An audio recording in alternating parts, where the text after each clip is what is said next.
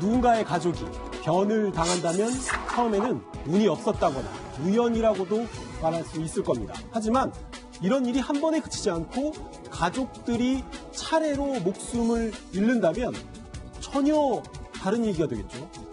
위로와 격려를 받던 유족이 이 수사기관의 첫 번째 용의선상에 오르게 될 겁니다. 오늘 재구성할 판결에 등장하는 가족도 이런 과정을 밟았죠.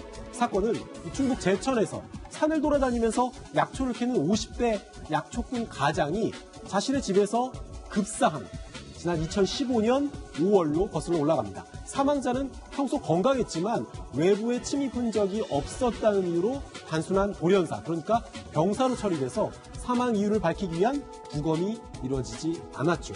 그런데 이 50대 가장이 사망한 지 불과 4개월 뒤에 이번에는 울산시에 살고 있는 이 남성의 20대 딸이 자신의 원룸에서 사망한 채 발견됐습니다. 이 죽음도 50대 아버지의 사망과 마찬가지로 외부 침입 흔적은 발견되지 않았죠. 하지만 아버지와 딸이 특별한 이유 없이 4개월 만에 잇따라 사망을 한 건데요. 경찰이 본격적으로 수사에 나섰고 이들의 죽음을 범죄로 의심할 만한 정황과 단서를 찾아냈는데요. 잇따라 발생한 이 부녀의 사망, 어떤 사연이 숨어 있는 걸까요? 그리고 두 사람을 죽음에 이르게 한 혐의로 법정에 서게 된 사람 과연 누구였을까요? 판결의 재구성에서 확인해 보시죠. 이런 일이 있습니다. 아버지가 사망했고 슬픔이 채 가시기도 전에 딸까지 사망을 했습니다. 딸의 사망에 혹시 특이할 만한 점이 있었나요? 예, 이 아버지는 5월 달에 사망을 했죠. 예. 그리고 이제 딸이 그 9월 달에 사망을 했는데 네. 이 남자친구가 며칠 동안 연락이 안 되니까 딸이 기거하는 집으로 간 겁니다. 집에 갔더니 사망해 있는 상태였어요. 그런데 극단적인 선택이라고 얘기하기에는 뭔가 부족한 부분이 있었던 겁니다. 이를테면 뭐 극단적인 선택을 하면서 유서를 써놓은 것도 아니고요. 그다음에 누군가에 의해서 침입을 했다면 외부 침입 흔적이 있어야 되는데 그것도 없고, 예. 그다음에 사체도 뭐 누구한테 당했거나 누구를 뭐 방어하는 과정에서 생긴 상처도 없는 거예요. 방어운도 없고. 그렇다면 이거는 좀 이상하다. 거기에다가 며칠 후에는 그 가게를 오픈하려고 준비 중이었다는 겁니다. 희망차게. 예. 그런 사람이 급작스럽게 어떤 극단적인 선택을 할 이유도 없다. 그래서 이제 경찰에 신고를 했고 경찰은 이 숨진 여성의 방 안에서 감기약과 음료수를 발견을 했어요. 예. 그래서 이게 무슨 이상이 있을지 모르겠다 해서 국과수에 감정 의뢰를 했더니 거기에서 독극물 성분이 발견이 된 것입니다. 사망한 딸의 방에서 독극물이 포함된 감기약과 음료수가 발견됐다. 누군가 독극물을 주입해서 넣었을 거라는 의심이 강하게 드는데 우선 1차장, 경찰이 주목한 용의자가 있었나요?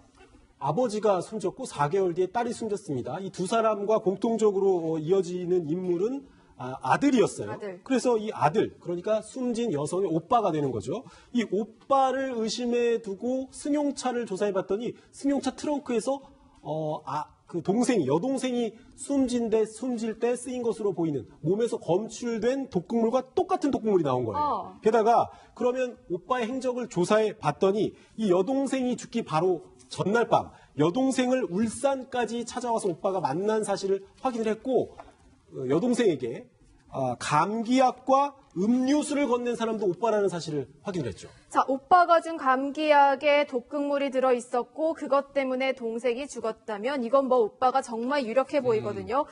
위원님, 예. 뭐 또 다른 수상한 점이 있었나요, 오빠한테? 아니 그러니까 오빠가 울산으로 우연히 내려와서 자기 친구하고 내려왔다고 그래요. 친구하고 내려와가지고 네일 아트를 하고 있는 자기 여동생을 만나서 저녁 식사를 하고 난 다음에 오빠 나 감기 들었어 했더니 야 이거 알약하고 음료수 이거 주면서 이거 먹고 자면은 금방 나을 것이다 했는데 결국 그걸 먹고 이 여동생이 사망했지 않습니까? 예. 그러니까 경찰은 강하게 이 오빠라는 사람을 의심을 했죠. 그렇죠. 그래서 이 사람에 대해서 자세히 조사를 하다 보니까 그 8월경에 그러니까 여동생이 죽기 직전에 독극물을 그 세공사를 통해서 구입한 사실을 알게 됐어요. 아버지가 예. 사망하기 전에. 예, 그러니까 이제 이 경찰 수사는 이때부터 시작이 된 겁니다, 사실은. 그 이전에 5월 달에 아버지가 사망한 것도 그러면 지금 이건 좀 이상하지 않느냐.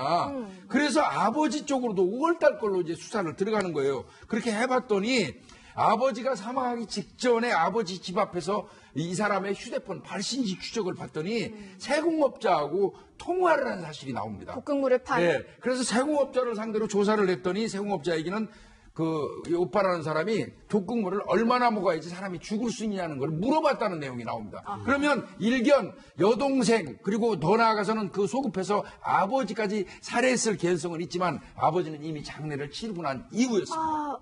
프로파일러님, 그럼 아버지는 부검을 안 했던 거예요?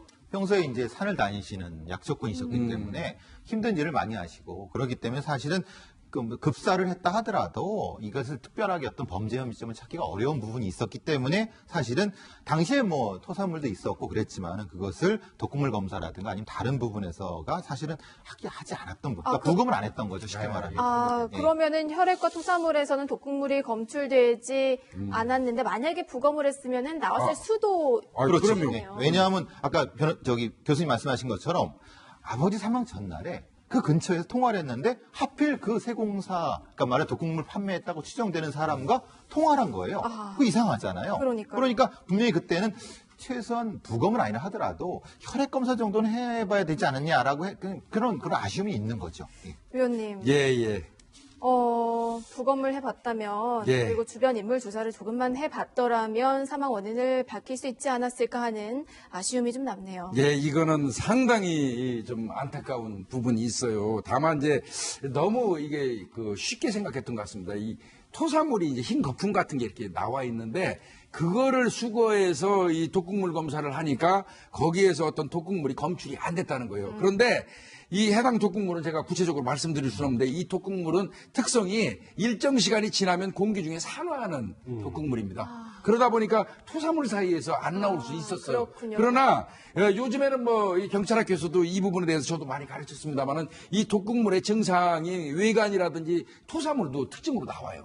그러니까 요즘 같으면 아마 우리 경찰관들이 다 알 건데 그때 이제 이 토사물을 보고 그 형태를 보고 국가수에 정밀부검을 의뢰했다면 명확하게 나왔겠죠. 아버지 사망 원인은 미궁으로 빠지게 됐습니다. 하지만 어쨌든 오빠가 여동생을 살해한 것은 분명해 보이는데 이 부분에 대해서는 뭐라고 하나요? 본인은 아마 보험금 때문에 이 범행을 한 걸로 추정은 되는데요. 네. 일단은 아버지가 사망하고 난 이후에 아버지 앞으로 본인이 들어줬던 7천만 원은 수령을 했죠. 그런데 여동생은 1억을 들어놨는데 그 수령을 못한 이유가 있어요. 본인은 바로 수령할 줄 알았어요. 어머니는 없었기 때문에. 그런데 그 이유가 뭐였냐면요. 법정 상속인으로 보험에다가 기재를 했던 거예요. 그러다 보니까 수령자를 사실상 법정 상속인은 아직 이 사람이 3살 때 집을 나갔던 어머니가 받게 돼 있는 거예요. 예. 그러니까 이 사람은 또 어머니를 찾아 나서게 되죠. 이 남성 같은 경우는 휴대폰 매장을 운영하고 있었는데 장사가 잘 안 됐다고 해요. 그래서 월세가 밀려서 사실상 휴업 상태였고 사설 도박, 인터넷 도박 같은 걸 해가지고선 진 빚이 2억 7천만 원이 있는 상태였기 때문에 돈이 필요한 상태였어요. 자, 오빠가 가입한 아버지의 사망보험금은 자신이 갖고 또 여동생 명의의 보험금은 어머니로 되어 있었다. 자, 만약에 보험금이 목적이었으면 위원님 엄마를 찾아가지 않았을까요? 엄마 찾아갔습니다. 그렇지 않아도 법정 상속인으로 해놓다 보니까 왜 그러냐면요. 아버지가 사망했을 때는 본인이 수령을 할 수 있었어요. 본인이 할 수 있었는데 여동생이 사망하고 나면 법정 상속인으로 해놔버리면 아직 살아있는 어머니가 상속인이 돼요. 그러다 보니까 어머니 찾아갑니다. 네. 어머니 찾아가가지고 어머니 주소하고 전화번호 다 알았어요. 그때 뭐라고 그랬냐면 어머니를 상대로 해서 단돈 10원도 당신한테 못 준다. 단돈 10원도 당신한테 못 준다 하면서 약 캡슐에다가 동일 종류의 독극물을 넣어가지고 살해를 하려고 하는 순간 경찰이 체포돼 버립니다. 다행이네요. 자, 지금까지 들은 바로는요. 보험금을 노린 살인으로 사건의 실마리가 풀려가는 듯한데요. 그런데 프로파일러님, 오빠가 보험에 가입한 사람이 또 있다면서요? 사실 범죄는 이것 이전에 원래 있었던 거죠, 사실은. 그렇죠. 그러니까 말하자면 자기 아내를 대상으로. 그럼 아빠와 여동생 이전에 상당량의, 그러니까 그거는 이제 총 보험이 5억이나 됩니다. 그러니까 지금 아버지와 여동생은 그보다 훨씬 더 양이 적은데, 그러니까 결국은 주 범죄는 사실은 아내를 대상으로 무엇인가를 하려고 했었다는 그런 정황이 드러난 건데, 다행히도 당시에 감기약 속에 독극물 넣고 살해를 하려고 했었지만 그 아내분이 그 냄새를 맡고 역한 냄새 때문에 안 먹고 그 부분을 항이 따지면서 이제 그게 밝혀졌지만은 이 아내분은 그냥 어떻게 넘어갔나 봅니다. 왜냐하면 이것을 좀 미수 정도로 그쳤기 때문에 그런 거죠. 예. 자, 결국 그러니까 경찰 입장에서는 3명 모두의 보험금을 이 남성이 노렸지만 살해에 성공한 것은 실제 아버지와 여동생이었다 이렇게 추정을 했을 것 같은데 우장현 차장, 네. 오빠는 어디까지 인정을 했나요? 일단 경찰은 아버지와 여동생을 독살한 혐의로 구속을 해놨고 아내와 어머니의 살인미수 혐의까지 적용을 했었거든요. 그런데 이 남성은 아버지와 아내 그리고 어머니를 살해했거나 살해하려고 했다는 부분들은 인정하지 않았습니다. 죽일 이유가 없었다고 했고요. 이미 목격자 진술이나 증거가 나온 여동생을 살해한 부분만 시인을 했습니다. 아버지가 그냥 돌아가셔서 나는 보험금을 받았을 뿐이지 내가 왜 아버지를 살해했겠느냐면서 자신에 대한 혐의를 부인했죠.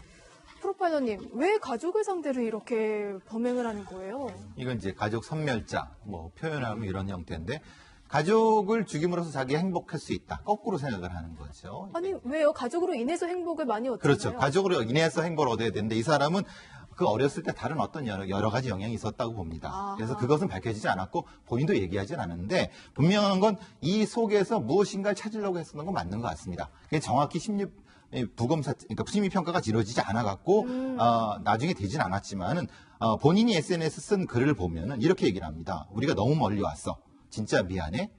가족 하나 지키지 못해. 돈 때문에. 뭐 이런 얘기가 나오는 걸 그건 보니까. 이제 여동생과 아버지가 죽고 나서 쓴 그렇죠. 건가요? 그러니까 이거 오빠가 동생 사망 후에. 그러니까 아버지도 사망 후에죠. 예, 예. 그러니까 쓴 내용이기 때문에 뭔가 분명히 무엇인가 있는가는 확실히 되는 거지만은 자기는 그런 얘기는 안 했습니다. 결국 아무 말도 하지 않았습니다. 재판대 앞에 서게 됐는데 여동생과 아버지를 살해했다고 봤고 그리고 아내까지 살해하려고 했다는 점 모두 인정이 됐습니까, 변호사님? 그 여동생 살해만 인정이 됐어요. 이 사람이 결국 무기징역을 선고받긴 했습니다. 여동생 살해건으로. 왜냐하면은 이 사람이 범행을 잘못했습니다. 이렇게 뭐 반성을 하고 나오는 게 아니라 내 행동이 어쩔 수밖에 없었다고 정당화를 하는 거예요. 네. 그러면 반성의 기운이 없다. 재범의 위험이 또 있다고 보겠죠. 그다음에 돈을 노리고 한 거니까 죄질도 안 좋단 말이에요. 그래서 사실상 최고 징역형인 무기징역을 선고를 받았는데 네. 나머지 부분은 무죄가 났어요. 왜냐하면은 그 아버지를 살해했다는 부분 이거는 제대로 그 당시에 이게 독살에 의한 것이다. 부검이 안 됐잖아요. 네. 그다음에 아내를 살해하려고 했다는 부분도 아내가 바로 이거를 뱉었다 그랬죠. 네. 그 토사물이 뭔지 지금 확인이 안 됐단 말이에요. 그 부분이. 그다음에 어머니를 살해하려고 했다는 부분도 여기 보면은 어머니에게 으름장을 놓았다가 아까 체포됐다고 하셨잖아요. 그냥 뭐 10원도 가져가지 못하게 하겠다. 이렇게 으름장을 놓았다는 거는 살해 행위에 착수했다 이렇게 보기는 좀 어렵거든요. 증거가 없다는 예, 거죠? 예. 그래서 증거 불충분으로 나머지는 다 무죄가 나왔습니다. 여동생 살해만 인정이 됐습니다. 보험금 욕심 때문에 가족을 살해한 인면수심의 남성 이야기 오늘 판결의 재구성으로 살펴봤고요. 저희는 잠시 후에 실종자 찾기로 다시 돌아오겠습니다.